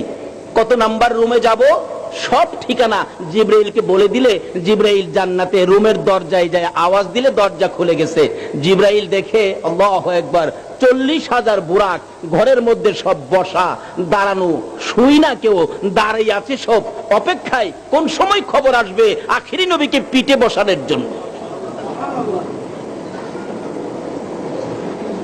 জিবরাইল বলেন তোমাদের বুরাকের সংখ্যা কত? বুরাক বলেন 40,000। তোমাদেরকে কতদিন আগে সৃষ্টি করা হয়েছে? বুরাক বলেন 80,000 বছর আগে সৃষ্টি করা হয়েছে। জিবরাইল 80,000 বছর যাবত মনের আকাঙ্ক্ষা লইয়া ঘুমায় না, খায় না, দাঁড়ায় থাকি, অপেক্ষায় থাকি কোন সময় ডাক আসবে আখিরি নবীকে পিঠে বসানোর জন্য, যার উসিলায় আমার আল্লাহ কুল কায়নাত সৃষ্টি করেছে। জিবরাইল বলেন 80 বছর আগেই তোমাদেরকে সৃষ্টি করেছে। ও, এখানে প্রশ্ন আসতে পারে হুজুর, আসবে যেদিন এদিন সৃষ্টি করলেই তো হয়, 80 বছর আগে কেন সৃষ্টি? এটার কারণ হলো আমার আল্লাহ তার বন্ধুর দাম বাড়াইয়া দেওয়ার জন্য। জোরে জোরে বলুন সুবহানাল্লাহ। আজকে আপনাদের আনোয়ারা থানায়, আপনাদের এই গ্রামে যদি, চারপীর আউলিয়া গ্রামে যদি আপনার মন্ত্রী আসে, মন্ত্রী আসলে কি গেট বাঁধেন যেদিন আসে এদিন, না আরো আগের থেকে গেট বাঁধে? আগের থেকে গেট বাঁধার কারণটা কি? মন্ত্রীর খবরটা পৌঁছে দেওয়া, মন্ত্রীর সম্মানটাকে সরিয়ে দেওয়া। আমার আল্লাহ বলেন আমি আমার বন্ধুর ইজ্জত সম্মান আরো বাড়িয়ে দেওয়ার জন্য, বন্ধুর প্রেম ঘরে ঘরে বিলিয়ে দেওয়ার জন্য 80,000 বছর আগে 40,000 বুরাক আমি বানায় রাখছি। লম্বা ঘটনা, এখানে ওয়াজ 2 ঘন্টা। সঙ্গে সঙ্গে জিবরাইল বুরাককে টেনে ধরলেন, চলো। পিছনের বুরাক বলেন হুজুর আমাকে নিবেন না, আমিও তো দাঁড়িয়ে আছি। ছেড়ে দিয়ে ওটাকে ধরলে, পিছনেরটা বলেন হুজুর আমাকে নিবেন না, আমিও দাঁড়িয়ে আছি। সকল বুরাক পাগল আমার নবীকে পিঠে নেওয়ার জন্য। সুবহানাল্লাহ। জিবরাইল বলেন কাকে নিব কাকে না? এমন সময় দেখি সবগুলি বুরাক দাঁড়ানো ছিল, একটা বুরাক শুয়ে শুয়ে কান্দে, জীর্ণ শীর্ণ শুকাইয়া গেছে, চোখের মুড়িগুলি গা হয়ে গেছে। কাছে যায় জিজ্ঞেস করলাম, ও বুরাক, সবাই মোটা তাজা, আনন্দ খুশি, তুমি কেন কান্দো, ব্যাপারটা কি? ওই বুরাক জবাব দেন, জিবরাইল রে, যেদিন আমাকে সৃষ্টি করা হয়েছে ওই দিন শুনেছি আল্লাহর হাবিবকে পিঠে বসাইয়া ওই মেরাজের সফরে যাওয়ার জন্য বানানো হয়েছে। ওই দিন থেকে জিবরাইল আমি বুরাক কাঁদতেছি আল্লাহর বন্ধুকে নিয়ে আমার পিঠে বসাইতে পারি। কাঁদতে কাঁদতে দুর্বল হয়ে গেছি, চোখের কোনায় গা হয়ে গেছে, জীর্ণ শীর্ণ শুকাইয়া গেছি। জিবরাইল রে, মনের আশা পুরা হইবনি, আমি আল্লাহর বন্ধুকে পিঠে বসাইতে পারবো নি। জিবরাইল বলেন, তাহলে তো তোমাকেই নেওয়া দরকার। জিবরাইল যখন নাকি নবীর আশিক পাগল, ওই জীর্ণ শীর্ণ রোগী হয়ে গেছে, চোখ গা হয়ে গেছে, ওই বুরাকটাকে যখন টাইনা ধরলেন নবীর প্রেম ভালোবাসায়, সঙ্গে সঙ্গে বুরাক মোটা তাজা হইয়া যায়। ইয়া রাসূলুল্লাহ, ইয়া রাসূলুল্লাহ, জিন্দাবাদ জিন্দাবাদ জিন্দাবাদ। বলতেছিলাম, জিবরাইল বলেন, ওই বুরাক তখন লইয়া আমি জিবরাইল যখন রওনা করতেছিলাম নবীকে আনতে যাব, এমন সময় আমার আল্লাহ বড় মায়ার সুরে ডাকেন, জিবরাইল যাইস না রে, যাইস না। প্রভু গো, কেন যাব না? তুমি না নির্দেশ করেছো যাওয়ার জন্য। আমার আল্লাহ বলেন, জিবরাইল রে, জান্নাত থেকে সুন্দর পোশাক নিয়ে যা। আমার বন্ধু যে পোশাক পরনে আছে রে, বেড়াইতে আসবে, আরশ বহনকারী ফেরেশতারা দেখবে, আকাশের ফেরেশতারা দেখবে, জান্নাতের হুরিরা দেখবে, এই পোশাকগুলি তালি তুলি লাগানো আছে, ছিঁড়া আছে, তালি দেওয়া আছে। ও জিবরাইল, জান্নাত থেকে সুন্দর পোশাক আমার বন্ধুর জন্য নিয়ে যা।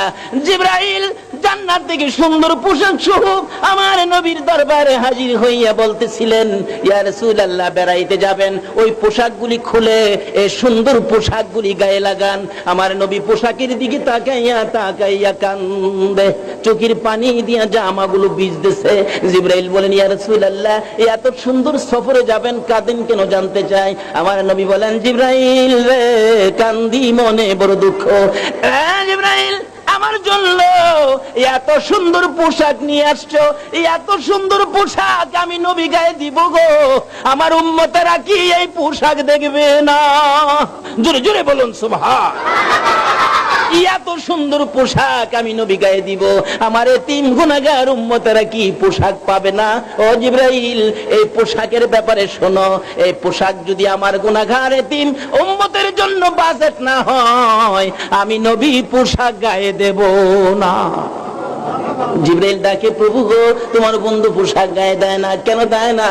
ও আল্লাহ, তোমার বন্ধু পোশাক গায়ে দেয় না, এই পোশাক তোমার বন্ধুর উম্মতের জন্য বাজেট না দিলে গায়ে দিবে না। বলুন, এই নবীর পক্ষে থাকা আমাদের দরকার আছে কিনা? যে যাহাই বলবে আমরা এই নবীর দলে থাকবো, এই নবীর পক্ষে থাকবো, রাজি আছে?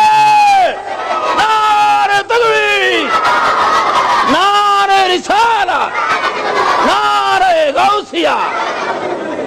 এগুলি আগেও ছিল, এখনো থাকবে। তার মধ্য থেকে একটা দল থাকবে যেটা আল্লাহ রাসূলের পক্ষের দল।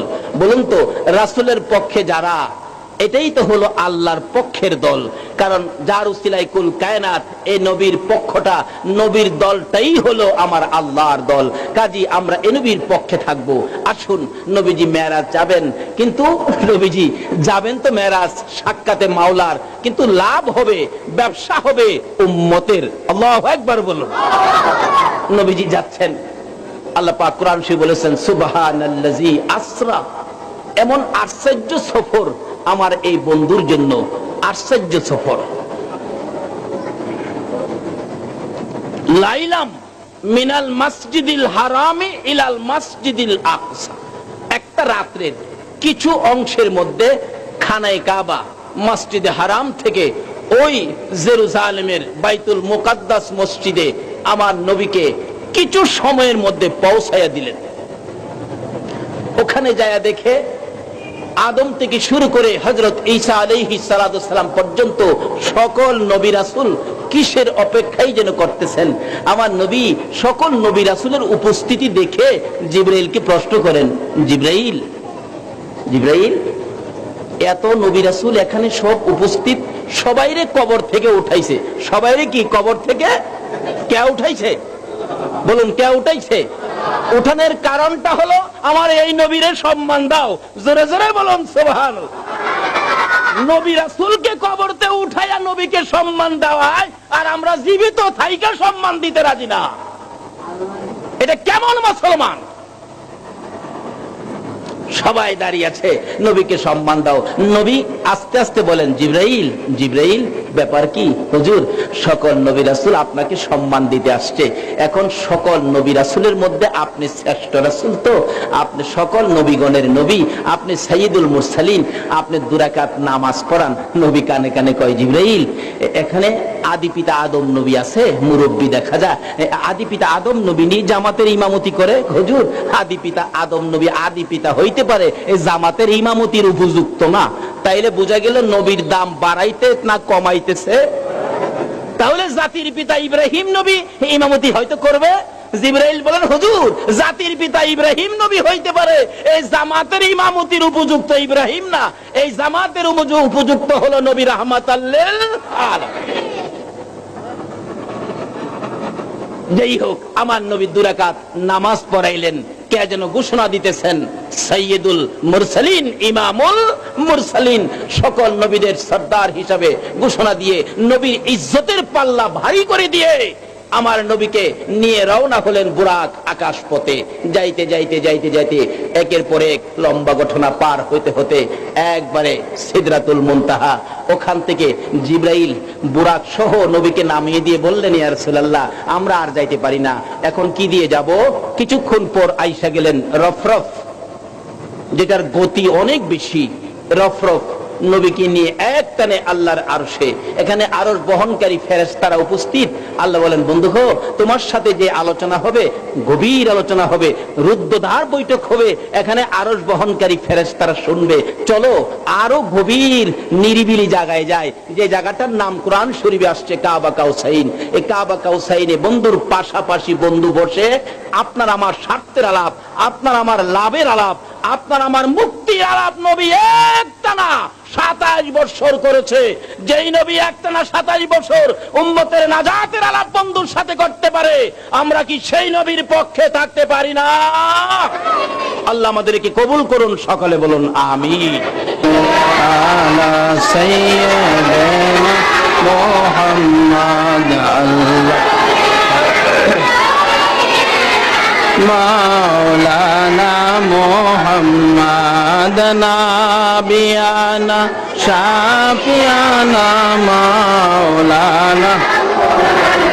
দেবানিশি মনে রে আমার আর দিও না যন্ত্রণা, দেবানিশি মনে রে আমার আর দিও না যন্ত্রণা।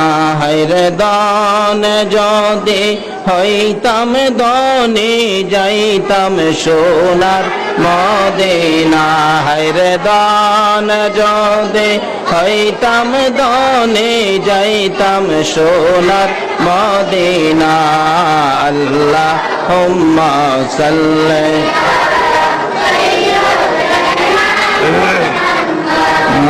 নাবিয়ানা মাওলানা মুহাম্মাদ নাবিয়ানা মাওলানা। بلغ العلا بكماله كشف الدجى بجماله حسنت جميع خصاله صلوا عليه। আসুন এই পবিত্র চাঁদে আমার নবী মেরাজের সফর করে আসতেছেন।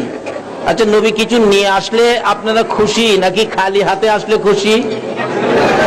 নবী কিছু নিয়ে আসলে খুশি না খালি হাতে আসলে খুশি? নবী নিয়ে আসতেছেন, দুনিয়াতে আইসা আমাদের কাছে পৌঁছে দিলেন। আসসালাতু মেরাজুল মুমিনিন। সকলে বলুন আলহামদুলিল্লাহ। আজকে এই মন্ত্র যারা ধরছে তারাই তো আল্লাহর ওলি হইছে। বলতেছিলাম ওলিদের যে পাওয়ার কত, কথাটা খেয়াল আসেনি? নবী মেরাজের কারণ, এত উপরে সফর কেন করলেন? দুনিয়াতে মানুষ অনেক মাতবুরি করবে, মানুষের সকল মাতবুরি যাতে আমার নবীর কাছে দুলিশাত হয়ে যায়, এই জন্য নবীকে এত উপরের সফর করাইলেন। বলতেছিলাম নবীজি সফর শেষে আসবেন, আসার সময় খালি হাতে আসে নাই, সাথে নিয়ে আসছেন উম্মতের জন্য একটা হাদিয়া, সেটা হলো আসসালাতু মেরাজুল মুমিনিন। এই মন্ত্র, এই ফর্মুলায় যারা আল্লাহর সাথে যোগাযোগ করেছে তারাই আল্লাহর অলি হয়েছে। ওই রকম অলিদের শক্তি, অলিদের ক্ষমতা আছে কিনা, তাই বলতেছিলাম। সকল যুবকেরা মিলে ধরছে, হুজুর আমাদের মসজিদের উপর দিয়ে হিন্দু ভদ্রলোক উইরা যাবে, এটা আমরা মানতে পারি না। আসলে মানুষ কোনোদিন উড়তে পারে না, মানুষ উঠতে, কিন্তু তার কারণ ছিল ওই হিন্দু ভদ্রলোক উড়তো কখন? শয়তান আইসা ওনারে কাঁধে নিতেন, শয়তান ওনাকে কাঁধে নিয়ে আকাশে উঠতো মুসলমানদেরকে দুর্বল করার জন্য উঠতো। তো ওই আল্লাহর ওলি বললেন, দেখো মানুষ তো উড়তে পারে না। হুজুর উড়ে তো, তাহলে তার উড়ানি বন্ধ করতে গেলে শক্তিশালী 4 জন যুবক বাহির করো। 4 জন যুবক শক্তিশালী দেখে বাহির করে আনলেন। তোমরা মসজিদের এই বারিন্দার পরে সেহেনের উপর দাঁড়াও, উজু করে আসো। যখন দেখবে উপরে উইরা আইসা মসজিদের উপরে আইসা গেছে, তখন 4 জনে একবারে আজান মাইরা দিবে, আল্লাহু আকবার বলে 4 জন একবারে ডাক দিবে। আজান শুনলে শয়তান থাকে নাকি দৌড়ে? আল্লাহর ওলি এই ফর্মুলা তৈরি করে দিলে 4 জন যুবক উজু করে দাঁড়িয়ে আছে, যখন খালি উপরে আইছে তখন ওই ইতিহাস বলে ওই আল্লাহর ওলি বললেন, তোমরা 4 জন একসাথে আজান দাও। একবারে যখন আল্লাহু আকবার বলে ডাক দিল, উপরে শয়তান দেখে এখন কি ওই ভদ্রলোক নিয়ে ঘুরবে না নিজের জান বাঁচাবে, দেখে যে অবস্থা খারাপ, তখন ওই ভদ্রলোককে উপর থেকে কাঁধ থেকে ফেলে দিয়ে নিজের জান বাঁচাইছে। ওই ভদ্রলোক নিচে পড়ে একবারে খিচুড়ি হয়ে গেছে। কাজে এরকম কিছু পৃথিবীতে ঘটবে। আজকে বিজ্ঞান চাঁদের দেশে যায়, কি বলেন, ইদানিং টিকিট বিক্রি হচ্ছে, চাঁদে যাওয়ার টিকিট। কিন্তু চাঁদে কি দিয়া যায় বলুন তো, কি দিয়া যায়? রকেট। রকেট। বিজ্ঞানকে জিজ্ঞেস করে দেখেন, ইতিহাস খুলে দেখেন, এই রজব চাঁদে আমার নবীর মেরাজের সফরের আগে এই পৃথিবীতে রকেট ছিল না, বিমানও ছিল না, লিফট ছিল না। 3টা জিনিস আবিষ্কার হয়েছে নবীর মেরাজের পর। সকল বিজ্ঞানীর বাবা হলো নবী মুহাম্মদুর রাসূলুল্লাহ সাল্লাল্লাহু আলাইহি সাল্লাম।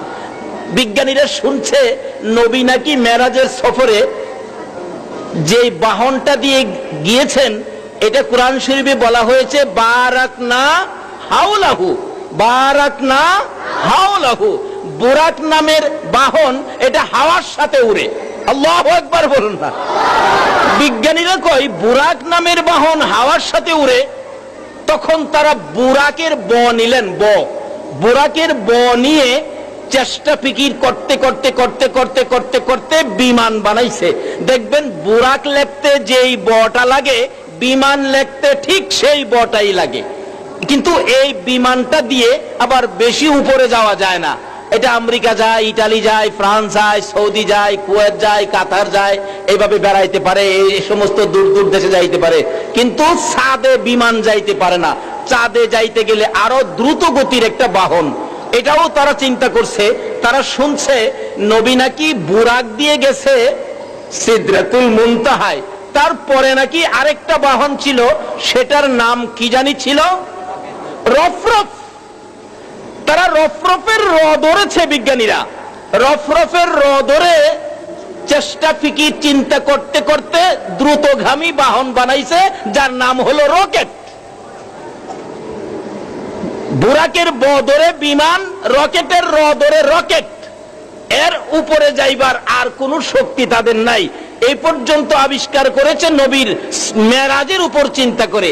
আজকে লিফট টিপ দিলেই 120 তলা।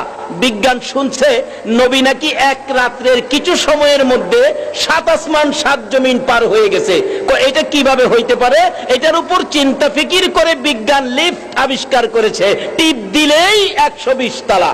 আপনি ইতিহাস খুলে দেখুন, নবীর মেরাজের আগে পৃথিবীতে বিমান ছিল না, রকেট ছিল না, এমনকি লিফটও ছিল না।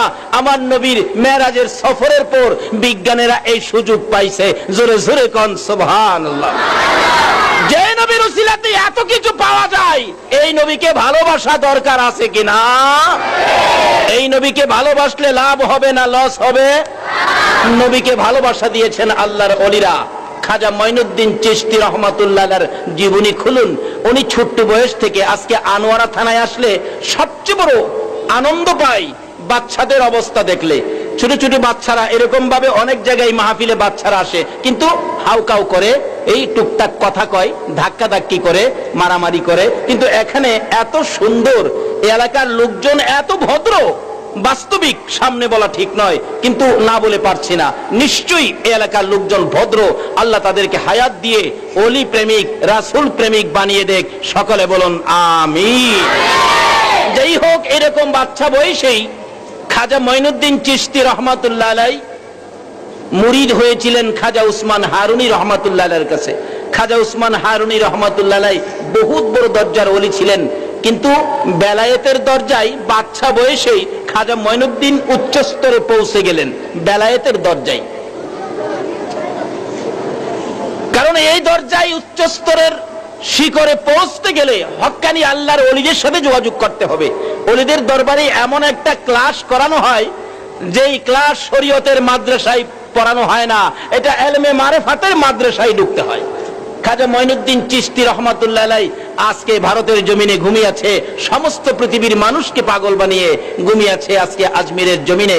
উনি বাচ্চা বয়সেই উচ্চ স্তরের বেলায়েতের দরজায় পৌঁছে গেলে ওনার পীর খাজা উসমান হারুনী একদিন বলেছিলেন, মঈনুদ্দিন জি, ওই যে হিন্দুরা আগুনের পূজা করে, ওখান থেকে আমার জন্য একটু আগুন নিয়ে আসো।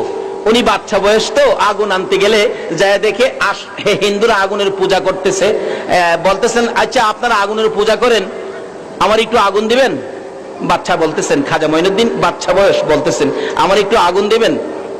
করে না রে বাবা, আগুন তো দেওয়া যাবে না। কোথায় আপনারা আগুনের পূজা করেন কেন? আগুনের পূজা করি বাবা, এটা তুমি বুঝবা না। তাহলে একটু বুঝি, আপনারা আগুনের ভিতরে জানতো? বাচ্চাটা বলতেছে মুরব্বীদেরকে, আপনারা একটু আগুনের ভিতরে জানতো? হগল হিন্দুরা কয় বাবা, বাচ্চা মানুষ বুঝবে না, আগুনে গেলে তো আগুনে পুরে ছাই করে দিবে। তাহলে আপনারা পূজা করেন, তারপরও আগুনকে ভয় পান? আমি মঈনুদ্দিন আগুনের পূজা করি না, আমি আল্লাহর পূজা করি, আমি একটু আগুনের ভিতরে যাই।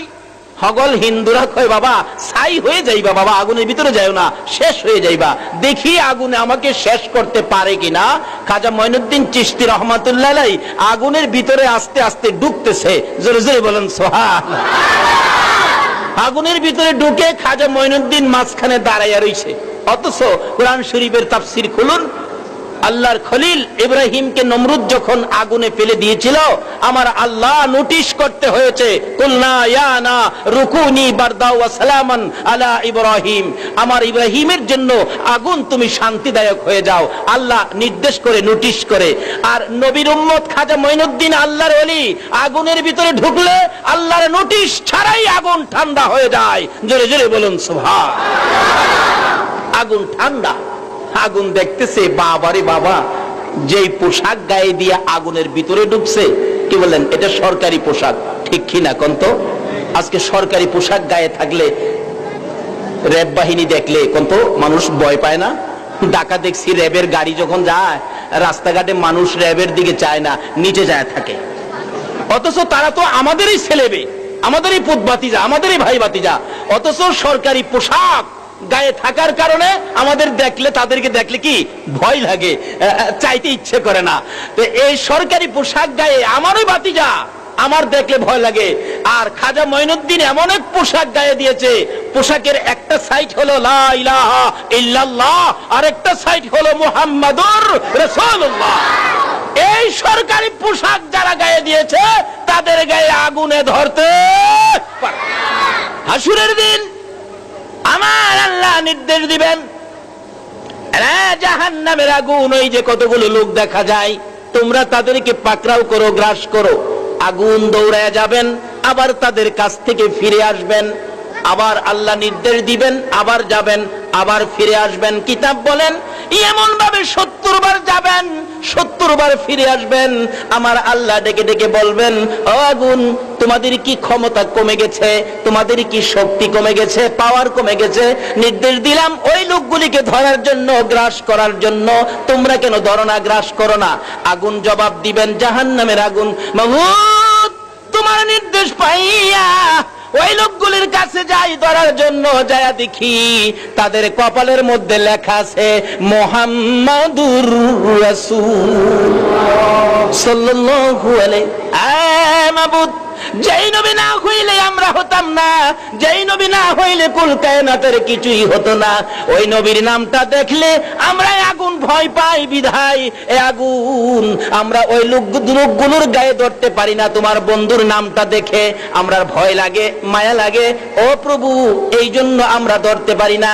আমার আল্লাহ ডেকে ডেকে বলবেন, আগুন রে, আমার বন্ধুর নামের খাতিরে তোরা যদি এইভাবে লোকদেরকে ভালোবাসা দিতে পারোস, যা যা আমার বন্ধুর নামের খাতিরে আমি আল্লাহ তাদেরকে মাফ করে দিলাম। এই পোশাক গায়ে থাকলে জাহান্নামের আগুন ধরতে পারবে না। খাজা মঈনুদ্দিন চিশতি রহমাতুল্লাহ আলাইহি, বাচ্চা বয়স, আগুনের ভিতরে দাঁড়িয়ে আছে, আগুন তাকে ধরে না। আগুন তাকে কয় কি ধরে নাকি? আল্লাহর ওলিদেরকে আগুনে ধরবে? তো খাজা মঈনুদ্দিন অনেকক্ষণ দাঁড়ায় থেকে কয়, আগুন আমার ধরস না। আগুন কই ধরতাম, যেই পোশাক লাগাইছো র্যাবের পোশাক, এই পোশাক দেখলে আমরা আগুনেও ভয় পাই। খাজা মঈনুদ্দিন নামাজ পড়তেন কিনা বলুন তো? আজমির শরীফ যারা গেছেন দেখবেন খাজা মঈনুদ্দিন চিশতি রহমাতুল্লাহ মাজারের আপনার ওই দক্ষিণ ওয়াল থেকে একটা মসজিদ, এই মসজিদটা করেছেন বাদশাহ আওরঙ্গজেব। ওনার জীবনী খুললে পাওয়া যায়, বাদশাহ আওরঙ্গজেব যখন ছোট ছিলেন উনি যায় মাজারের পাশে সালাম দিলেন। কি বলে? আল্লাহর ওলিরা তো মরে না, রাসূল বলেছেন ওলিরা জীবিত। ইন্না আউলিয়া আল্লাহ লা ইয়ামুত, রাসূল বলেছেন ওলিরা কখনো মরে না। তাইলে আমি দেখি তো ওলি হক্কানি ওলি কিনা। ওই আওরঙ্গজেব সালাম দিলেন, আসসালামু আলাইকুম ইয়া আল্লাহর ওলি মঈনুদ্দিন। জবাব আসতেছে না। ওলিরা তো মরে না, জবাব দিল না, তাইলে তো ওলি না। আবার সালাম দিলেন, কোনো জবাব আসলো না। আবার সালাম দিলেন, কোনো জবাব নাই। বাদশাহ আওরঙ্গজেব রাগ হয়ে গেলেন, এই মাজার ভেঙ্গে ফেলবো, বাবাকে বলবো ভেঙ্গে ফেলতে, এখানে থাকতে দেব না। সালামের জবাব কেন দিল না? যদি জীবিত থাকতো তাহলে তো সালামের জবাব দিত। কিন্তু আয়েশা পড়তেছে, রাগ হইয়া পিছন দিয়া কবরের ভিতর থেকে মঈনুদ্দিন ডাকতেছে, বাবা আওরঙ্গজেব এত রাগ হলে কেন? সুবহানাল্লাহ কন্যা। আল্লাহর ওলিরা কবরে আসেনি, জীবিত।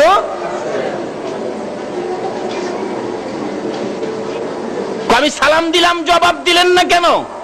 খাজা মঈনুদ্দিন চিশতি বলতেছেন কবর থেকে, বাবা তুমি যখন প্রথম সালাম দিলে আমি তো তখন নামাজের মধ্যে ছিলাম, অথচ কবরে কোনো ইবাদত নাই, নামাজ রোজা কিছুই করতে হয় না, নেক কাজও করতে পারে না, গুনাহও করতে পারে না। তখন বললেন আমি তো নামাজে ছিলাম। তাহলে বোঝা গেল মঈনুদ্দিনের নামাজের আমল আসছিল। কি বলেন? আমল কি আসছিল? বিধায় কবরেও নামাজে দাঁড়িয়ে রইছে। তুমি যখন দ্বিতীয়বার সালাম দিলে আমি তো নামাজে ছিলাম, তৃতীয়বার নামাজে ছিলাম, এখন সালাম ফিরাইয়া তোমার সালামের জবাব দিলাম। বাবা রাগ হইও না। উনি বললেন, কবরে থাইকেও আপনি নামাজ পড়েন? কহ, তাহলে নামাজের এত গুরুত্ব দিলেন আপনি? দুনিয়াতে তো নামাজ পড়ছেনই, কিভাবে পড়ছেন এটাও প্রমাণ আছে। আয়না সাগরের কিনারে গেলে দেখবেন একটা পাথরের পাহাড় 150 ফুট উঁচু হবে, এর মধ্যে গেলে দেখলাম ছোট্ট একটা চৌকি। বললেন যে এর মধ্যে মঈনুদ্দিন নামাজ পড়তেন। আরেকটা চৌকি কিনারে আছে, একটা বুড়া লোক, বললেন এর মধ্যে খাজা মঈনুদ্দিন মাঝে মাঝে একটু ঘুমাইতেন। এখানে আবার বললেন, হুজুর এক ঘটনা ঘটছিল। কি? আপনারা তো শুনছেন কিনা? ঘটনা ঘটছিল, ওনার একান্ত মুরিদ, মহব্বতের ভক্ত খাজা কুতুবউদ্দিন বখতিয়ার কাকি, ওনাকে একদিন একটা লোটা দিয়ে বলছিলেন আমার জন্য 1 লোটা পানি নিয়ে আসুন নিচে আয়না সাগর থেকে। আয়না সাগর থেকে পানি আনতে গেলে হিন্দুরা বাধা দিলেন, না পানি নিতে দেব না। হুজুর 1 লোটা পানি চাইছে, 1 লোটা পানি দেন। নামাজির কত ক্ষমতা দেখেন, 1 লোটা পানি দেন। কয় না, পানি দেওয়া যাবে না। 1 লোটা পানি দিলে কি হবে? মেরে ফেলবো সামনে বাড়লে। উনি বলতেছেন, হুজুর, খাজা মঈনুদ্দিনকে বলে কুতুবউদ্দিন বখতিয়ার কাকি, হুজুর আমাকে তো পানি দেয় না। উনি উপর থেকে বলেন, তুমি যাও না, আর একটু যাও। যাইতে দেয় না তো হুজুর, যাইলে আর একটু যাইলে আমারে মারবে। খাজা মঈনুদ্দিন চিশতি রহমাতুল্লাহ আলাইহি উপর থেকে ডাকতেছেন, এই পানি, আয়না সাগরের পানি। কুতুবউদ্দিনকে তো যাইতে দেয় না, তোমাদেরকে তো আর কেউ আসতে মানা করে না, তোমরা আইসা পড়ো। উনি উপর থেকে ডাক দিতে দেরি, পুরা আয়না সাগরের পানি এক লোডার ভিতরে ঢুকতে দেরি হলো না। জোরে জোরে কান সুবহানাল্লাহ। আরে আকাশ জমিন হইল সৃজন নবীর কারণে, সেই জমিনে খেলে আল্লাহর ওলিগণে। বলুন সেই জমিনে খেলে। দেখলে খাজা বাবার খেলা, আসে গনের বারে জ্বালা। দেখলে খাজা বাবার খেলা, আসে গনের বারে জ্বালা। আইনা সাগর শুকিয়ে দেই বসে নির্জনে, আইনা সাগর শুকিয়ে দেই বসে নির্জনে। সেই জমিনে খেলে আল্লাহর ওলিগণে, হায়রে সেই জমিনে খেলে আল্লাহ। আকাশ জমিন হইল সৃজন নবীর কারণে, আকাশ জমিন হইল সৃজন নবীর কারণে। সেই জমিনে খেলে আল্লাহর ওলিগণে, হায়রে সেই জমিনে খেলে আল্লাহ। বলতেছিলাম দয়ার নবী মায়ার নবীর কথা যারা মেনেছে, মেরাজের সফরের সদাই যারা সঙ্গী করেছে, তারাই আমার আল্লাহর ওলি হয়েছে। খাজা মঈনুদ্দিন চিশতি রহমাতুল্লাহ আলাইহির জীবনী খুলুন। এইভাবে খাজা মঈনুদ্দিন চিশতি আগুনের ভিতরে ছিলেন। বলুন কিসের ভিতরে ছিল? আগুনের ভিতরে। কি আমরা থাকতে পারবো? সাহস আছে কেউ? কিন্তু আল্লাহর ওলিরা কি? আল্লাহর ওলিরা কি? আল্লাহর ওলিরা পারে কি নবীর পক্ষে থাইকা নাকি না থাইকা? আল্লাহর কথা মাইন্না নাকি না মাইন্না? নবীর পক্ষে থাকলে এই আগুন কেন? জাহান্নামের আগুনের ভিতরেও কোনো টেনশন নাই। জোরে কন্যা সোহান। হাদিস শরীফে পাওয়া যায়, এক ব্যক্তি মাছ মারতে গেছে, একটা মাছ ধরে বাড়িতে আনলেন, খুব সুন্দর মাছ। বললেন বিবি এই মাছটা কুইটা তাড়াতাড়ি ভাজি করো, আমি খাবো। ওই বিবি মাছ কাটতেছে, মাছ কাইটা একবারে ভালো করে ধুইতেছে, কিন্তু মাছ কাটলে কি হবে? মাছ তো মরে না। তৈলের মধ্যে দিলেন ভাজি করতে, কিন্তু তৈলের ভিতরে যায় মাছ নড়াচড়ি করে মরে না।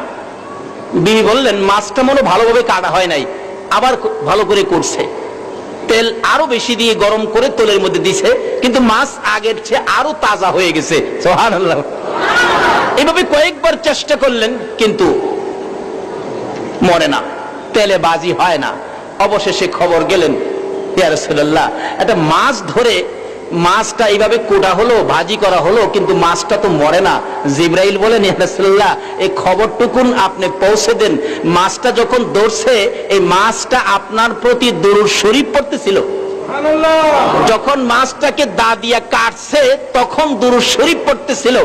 যখন মাছটাকে গরম তেলের মধ্যে বারবার করে দেওয়া হয়েছে তখন মাছটা দুরূদ শরীফ পড়তেছিল। নবী গো আপনি বলে দেন দুরূদ পড়নেওয়ালার গায়ে দুনিয়ার আগুন কেন জাহান্নামের আগুন পর্যন্ত ধরবে না। সেই নবীর পক্ষের মেহমানের গায়ে, আল্লাহর ওলিদের গায়ে আগুন ধরতে পারবে? যে যাহাই বলে আমরা অন্য দলে যাব না, আমরা আসমান জমিনের মালিক সেই সরকারি দলে থাকবো। কি বলেন, রাজি আছেন? আল্লাহ তুমি কবুল করো, সকলে বলুন আমিন। এই হোক। খাজা মঈনুদ্দিন চিশতি রহমাতুল্লাহ আলাইহি বলতেছেন, আচ্ছা আমি তো আগুনে আগুনে, আমারে তো ধরলো না, আচ্ছা দেখি তো আমার পক্ষে যদি কেউ থাকে, অর্থাৎ খাজা মঈনুদ্দিনের পক্ষে যদি কেউ থাকে তাকেও নিয়ে আগুনে জ্বালাইতে পারে, দেখি তো। এক হিন্দু ভদ্রলোকের কুল থেকে, হিন্দু ভদ্রলোকের কুলে একটা বাচ্চা ছিল, বাচ্চাটাকে টান্দা বাহির করে কুলে নিয়ে বাচ্চা সহ আগুনের ভিতরে ঢুকছে। সকল হিন্দুরা বলতেছেন হাই হাই, মরে মরে মঈনুদ্দিন মরতো, আমাদের সাধু বাবুর পোলারারেও তো আগুনে নিয়ে মালেও, এ কি করলো, সর্বনাশ করলো। অনেকক্ষণ দাঁড়াইয়া থাকলো, কিন্তু অলির পক্ষে যা গেল তাকেও আগুনে জ্বালায় না। অলির পক্ষে যা গেল তাকেও আগুনে জ্বালায়। তাহলে অলিদের পক্ষে থাকলে লাভ হবে না লস হবে? এই যে বাস্তব বাস্তব প্রমাণ।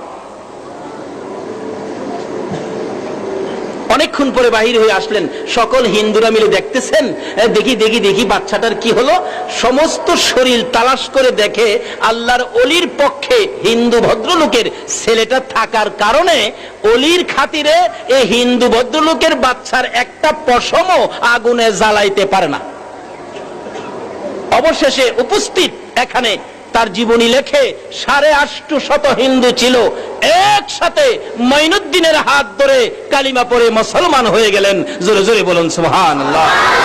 এইভাবে খাজা মঈনুদ্দিন চিশতি রহমাতুল্লাহ আলাইহি 90 থেকে 92 লক্ষ হিন্দুকে ভারতের জমিনে মুসলমান করেছে। এই ওলিদের পক্ষে থাকা আমাদের দরকার আছে কিনা? আসুন, এই মেরাজের সফর থেকে নবীজি নিয়ে আসলেন নামাজ। উম্মতের জন্য মাওলার দিদারের ব্যবস্থা নামাজের মাধ্যমে আল্লাহর ওলিরা এই নামাজ পড়তেন। খাজা মঈনুদ্দিন চিশতি রহমাতুল্লাহ আলাইহি এই নামাজের প্যাকেটে থাকতেন, সরকারি পোশাক গায়ে থাকতেন বিদায় ভারতের পৃথ্বীরাই ওনার জীবনীতে লেখে, উনি যখন ভারতের মধ্যে ঢুকলেন, পৃথ্বীরাই বললেন, হে বন্দুকধারীরা, বাঁশের বন্দুক নিয়ে তোমরা ঘেরাও করো, মঈনুদ্দিনকে উড়াইয়া দাও। তারা চারদিক ঘেরাও করে খালি বলছে, আমি যখন হুকুম করব ফায়ার, তোমরা একসাথে ফায়ার দিয়ে মঈনুদ্দিন এবং তার সঙ্গীদেরকে উড়াইয়া দিবে। যেই খালি পৃথ্বীরাই হুকুম করছে ফায়ার, হুকুমের আগেই সকল সৈন্যরা বলতেছে, হুজুর আমরা তো অন্ধ হয়ে গেছি। ওলিদের কেরামত, আমরা কি হয়ে গেছি? অন্ধ হয়ে গেছি, ফায়ার দিব কিভাবে, চোখেই তো দেখি না। তাহলে মনে মনে মঈনুদ্দিনের কাছে ক্ষমা চাও। ক্ষমা চাইছেন, মঈনুদ্দিন ক্ষমা করে দেন, ক্ষমা করে দেন, চোখ ভালো হয়ে গেছে। হুজুর চোখ ভালো হয়েছে তো, এখন কি করব? আমি হুকুম করবার আগেই ফায়ার দিয়ে দিবা। পৃথ্বীরাই হুকুম করবার আগেই বলে ফায়ার দিয়ে দিব। পৃথ্বীরায়ের হুকুমের আগেই তাদের চোখগুলি অন্ধ, চোখে দেখে না। হুজুর কই আপনি? দেখি না তো। আল্লাহ কয়, আমার ওলির সাথে মাতবুরি করবি, সাইজ করে ফেলামু। অবশেষে কয়, আবার মাপ চাও। আবার মাপ চাইছে, চোখ ভালো হয়ে গেছে। আবার হুকুম, আর হুকুম দিয়েন না, আমরা মঈনুদ্দিনের পক্ষে চলে গেলাম। জোরে জোরে কন্যা সোহাগ। এইভাবে পৃথ্বীরাই খাজা মঈনুদ্দিনের সাথে বহুত কিছু করেছেন, কিন্তু ওলিদের পক্ষে থাকে আল্লাহ। বলুন, ওলির পক্ষে কে আছে? ওলির পক্ষে কে আছে? ওলি হইতে গেলে মানতে হবে নবীর কথা। নবী বলছে, তোমরা আল্লাহর সাথে বন্ধুত্ব করো।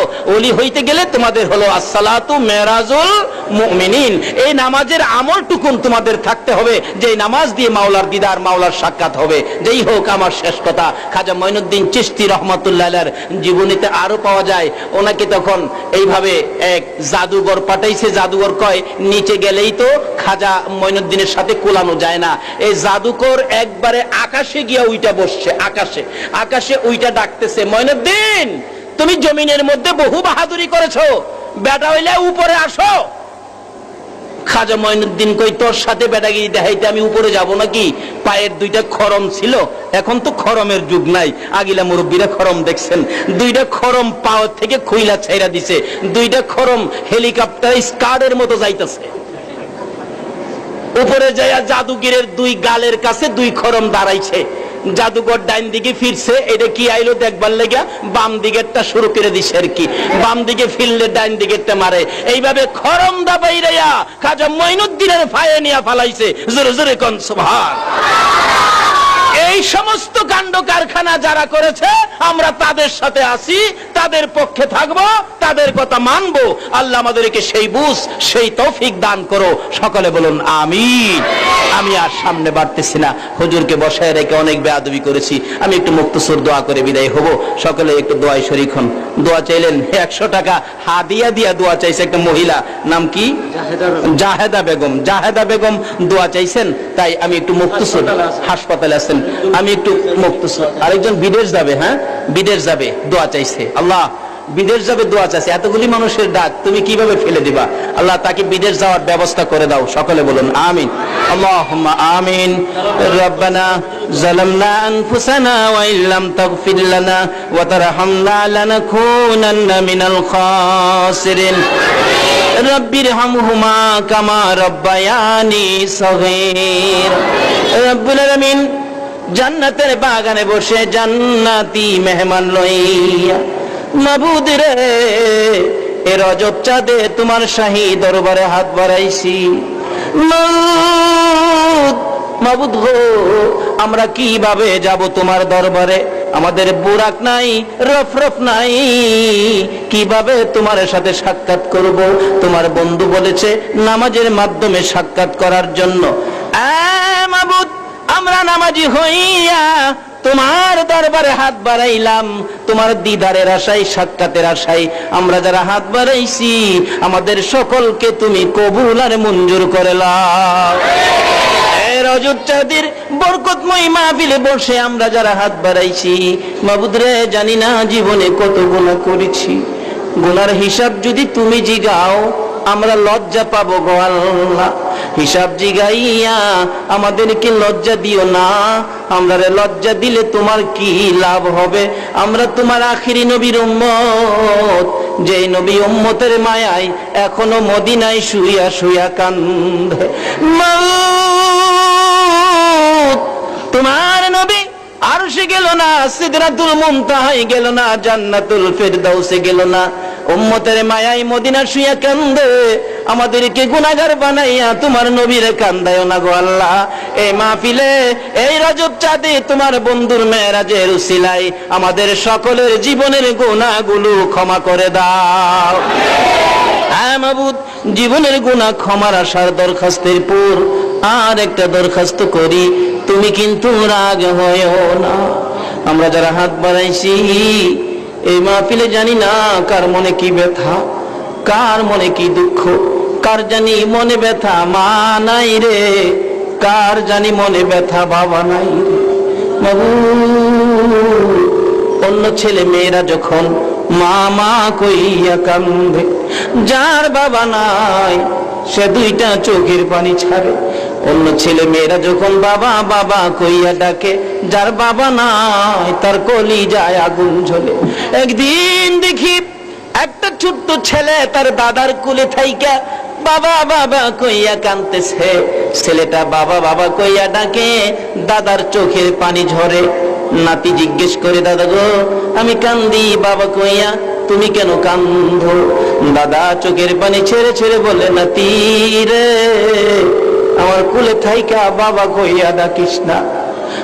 6 মাস বয়সে আমার বাবা এই দেশ থেকে বিদায় হয়ে গেছে। জীবনে কোনদিন তোর মতো বাবা কইয়া আমি আমার বাবারে ডাকতে পারছি না। আমার সামনে যদি কেউ বাবা কইয়া ডাকে রে, আমার কলিজা মানে না, চোখের পানি ঝরঝর করে পড়ে।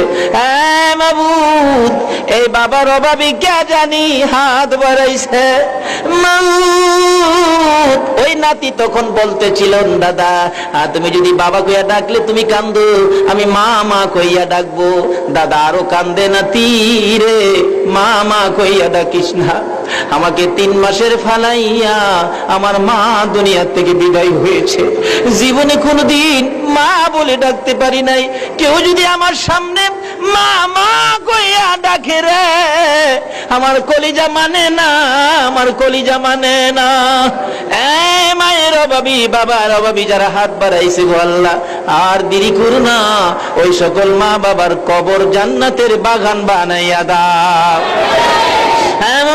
আমার মতো মায়ের অভাবী কে জানি হাত বাড়াইছে। মায়ের কুলে জীবনে কত পসরা পায়খানা করেছি।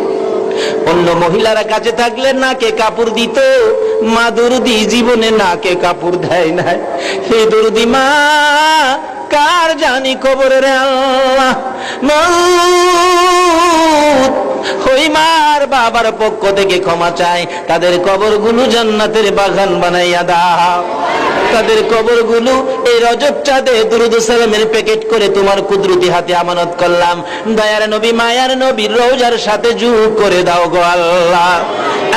মাবুদ, আমাদের সামনে, ডাইনে, বামে, পিছনে কতগুলো কবরস্থান প্রভু, এই কবরস্থানে যারা ঘুমিয়ে আছে সকলের পক্ষ থেকে ক্ষমা চাই, তাদের কবরগুলো জান্নাতের বাগান বানাইয়া দাও। মাবুদ, এই মাহফিল কমিটির যুবকদের নামের তালিকা দেওয়া হয়েছে, প্রভু গো, সকলের নাম বলা সম্ভব নয়, তুমি তো নাম জানো। এই নামগুলি তোমার দরবারে আমানত করলাম। এই মাহফিল কমিটির যুবকদেরকে তুমি খালিদ বিন ওলীদের মতো বানাইয়া দাও।